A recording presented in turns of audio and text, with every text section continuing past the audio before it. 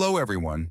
Today, I want to walk you through the process of building a practical and efficient smoke dispenser using a battery holder, a potentiometer, and a computer fan.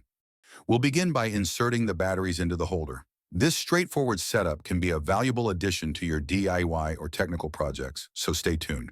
Once powered, we activate the system by adjusting the potentiometer to maximize the fan speed. Now let's move on to testing the functionality. For the initial demonstration, I'll be using a lighter. Observe how, as I bring the flame near the fan, the airflow created by the spinning blades swiftly pulls the flame inward. This showcases the fan's capacity to manipulate air movement effectively. In the second demonstration, I'll light a small candle.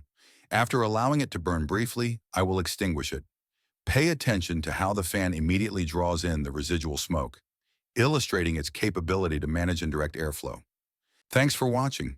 If you found this tutorial helpful, leave a like, subscribe to the channel, and share your thoughts in the comments below.